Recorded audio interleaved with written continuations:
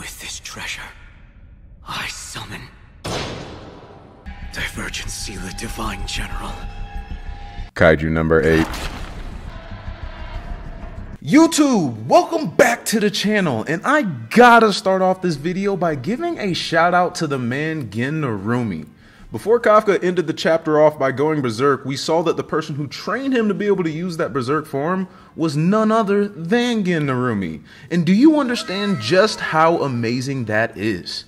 General Isao literally almost lost his life when fighting Berserk Kafka, yet in the panel, Gen Narumi looked like he didn't even break a sweat while handling Kafka. Man, Isao will be looking down on both of them right now, so proud of what they have accomplished strength-wise and just how far that they've come since he's passed.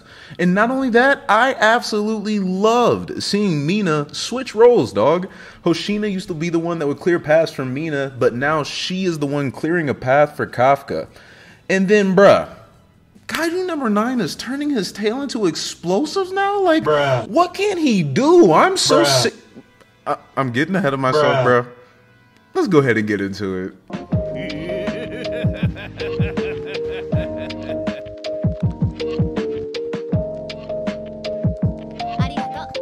So chapter 110 starts off with us finally seeing what we've been waiting for since the beginning of this manga, and that's Mina and Kafka fighting together side by side.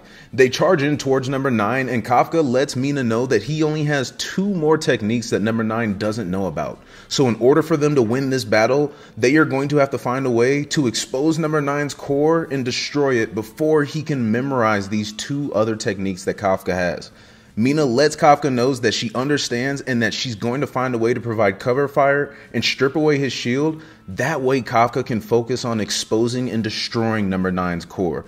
And whenever we see both of them going in against number 9, it is honestly a beauty to see all of these action panels.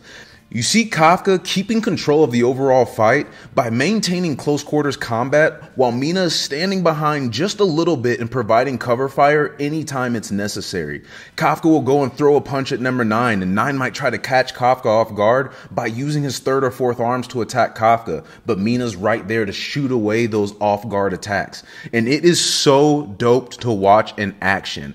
So amazing to watch in action that even the higher ups in Okanogi and Kurusu are all acknowledging that watching Mina fighting alongside Kafka in this change of roles is like watching Mina in a whole new light.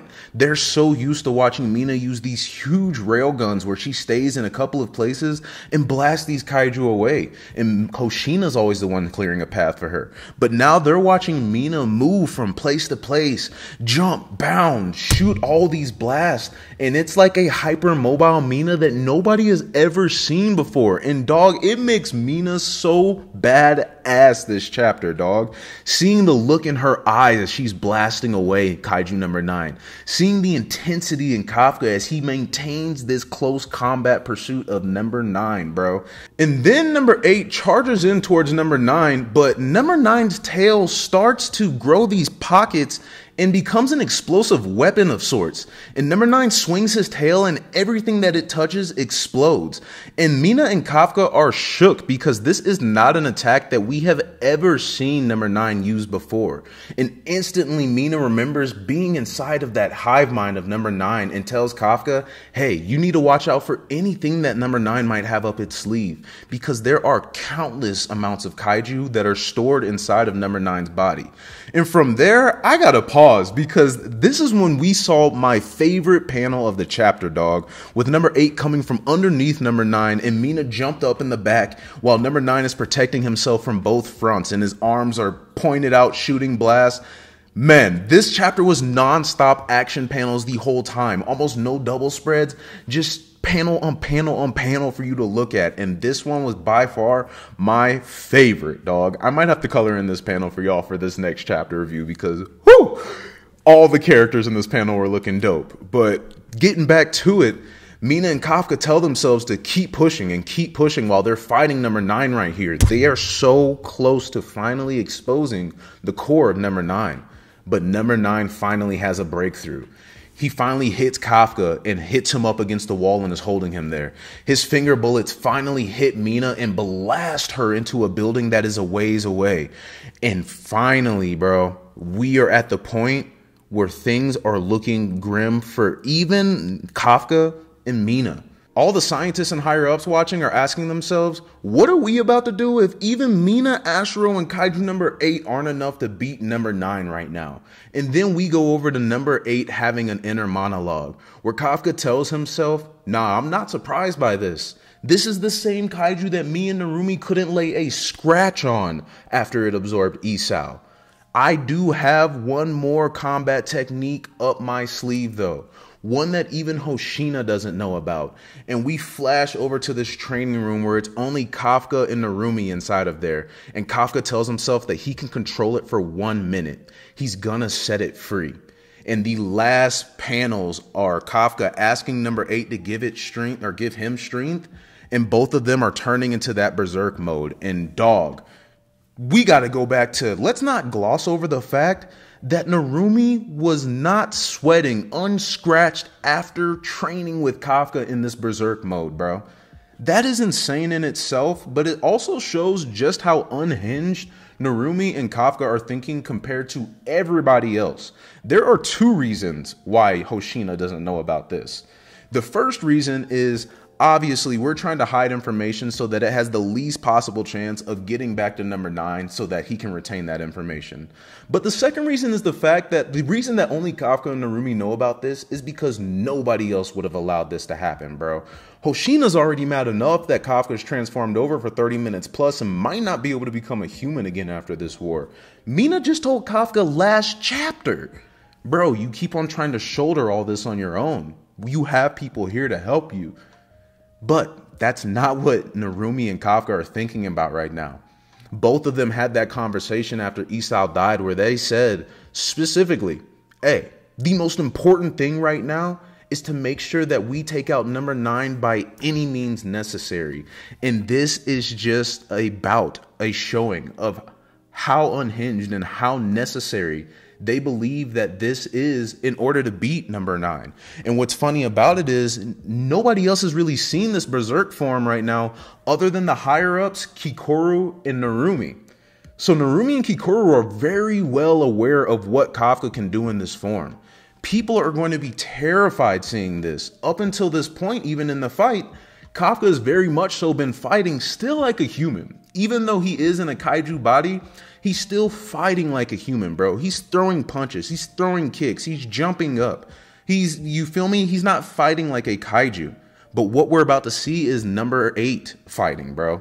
Number 8's going to come to the forefront and Kafka is going to take a backseat. He's going to be doing things like he did versus Isao where he uses his core to regenerate his whole body to distract and do all these crazy things to Kafka's body. Is Kafka even going to be able to control this for the full minute that he thinks he's going to be able to control it for? And once this full minute is up, what happens? What if you can't regain control over number 8, bro? Especially if anything happens. So it's going to be really cool this next chapter to see what happens when we see this berserk form of Kafka again. Is he going to have a little bit more control over it this time than what he had last time? Or is he just going to go apeshit? Also, hey, at the end of the day, whenever we saw it, we knew that it wanted to kill Kaiju. And even Kafka said, I know you want to kill, right? I'm going to set you free. But it didn't just want to kill. It said kill Kaiju whenever it was versing Isao. So these next few chapters are finally going to be what we've been talking about for what, like 8 chapters now? Kafka and Kaiju number 8 are finally going to start having a little bit of communication. We're finally going to be able to see, where does number 8 come from? Why did 8 choose Kafka? Why does 8 say kill Kaiju? Why did it say I found you, right? There's so many things that we have questions about. And I think that a lot of that is going to start getting answered. But dog, number 9 is about to get the mitts this next chapter, G. Number 9 is about to get the mitts. But at the same time, we keep on saying it. There's a big card up number 9's sleeve that he hasn't played yet. There's a reason why number 9 is so overly confident. Why every single card that we keep pulling out of our pockets, number 9 says, I mean, cool. You're still not passing my expectations. Like, I have a way to adapt to this. Even with Reno coming into the picture with number 6, right? Even with number 8 making it there when he thought that 8 wasn't going to make it there. All these things are still being accounted for by number 9. So it'll be interesting to see where this goes. But hey, the one thing I can tell you next chapter, Kafka giving number 9 the mitts. And now that I'm just thinking about it too, even if Kafka goes berserk, let's rewind back to the last time he went berserk. He couldn't pull himself out of that state until he thought about one person, and that was Mina Ashura. Now he is actually fighting alongside Mina Ashura. His dreams have finally come to fruition. So even if he does go berserk, at least the one person that made him calm down last time, the one person that gives him that peace of mind, is there right next to him. So maybe she can talk some sense into him. But even if not, I'm telling you now, Narumi is pulling up to this fighting scene soon. Kafka and Narumi, I don't know, man. I don't want to say that, like, I feel like, I just think there's a lot of things that are happening right now in the story that are making me think that if there's something bad that's going to happen to any character in the story right now, I think that it's going to happen again to Narumi. And that's all I'll say. I won't say nothing about death flags. I won't say nothing about who's going to do what. I just think that if something bad happens to somebody, it is going to be Gen Narumi. Mark my words. But nah, man, as always, if you watch this video, arigato. If you are from the States and celebrate, happy 4th of July. If not, regardless, bro, have a good day. I appreciate you watching this video. If you did like this video, then like this video. Subscribe to the channel. I'll post some more Kaiju content. And again, if there's any topics that you want me to talk about with Kaiju number 8, tell me in the comments down below. I'm always down to make some more Kaiju content. I just got done talking about Fault Energy last week, Izumo Tech a couple weeks before that. So yeah, dog, just let me know down in the comments. And other than that, I will talk to y'all later. Peace.